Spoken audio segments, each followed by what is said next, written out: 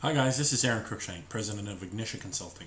Just wanted to summarize this blog post about Business Networking International because it's a really long read and I thought maybe you'd have an easier time listening to me talk about it. First off, I want to say that I'm not against BNI in any way, shape, or form. I think it's a good system that works for some businesses.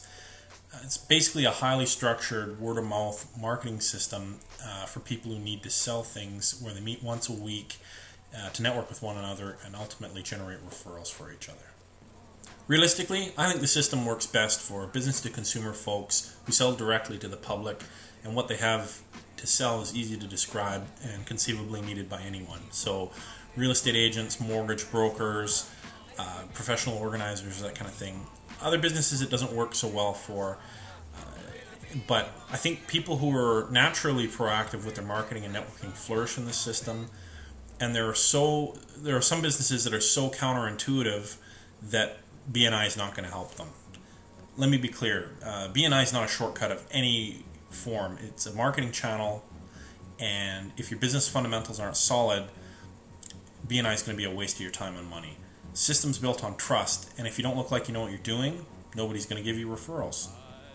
The main reason I didn't join BNI when I was looking at it back in 2008 is twofold. The structure of the system is very rigid, and anyone who knows me knows I'm not a very rigid, stoic kind of guy, so it didn't really work for me in that regard. And I firmly believe that the system only is really possible to work for people in business-to-consumer markets. And I couldn't see how business-to-consumer people in the chapters that I visited were going to be able to introduce me to the kind of people that I wanted. For example, I went to go visit the largest BNI chapter in British Columbia. It's got, I don't even remember, nearly 40 people. And you get to make a little lightning pitch, and at the beginning of my pitch I said, how many people here know a consultant? 3 or 4 people put up their hands. 2 of them were people that knew me, so they didn't count. So to me that was a big red flag to say that these people aren't running in the kind of circles that I needed them to be running in to make the kind of referrals. For example, one of them was a pet photographer doing portraits of people's pets. I just wasn't really able to visualize how that conversation would go, where he would approach one of his clients who were getting a photo taken of their lab and say, hey, do you need a market assessment, or can Aaron Cruikshank come in and help you build a business? Most of these people, if they had a kind of company that I could help, that would be a coincidence. So I just wasn't really confident that this was going to help me. At the end of the day, I think the single biggest reason I didn't join came back to the fact that it wasn't really that compatible with business to business.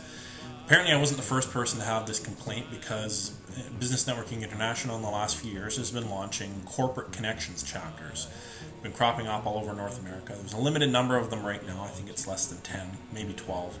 And you can read all about the entrance requirements in my posting below and see what I thought of the meeting that I sat in on. But here's my conclusion in a nutshell. You need to do the math before you join something like this.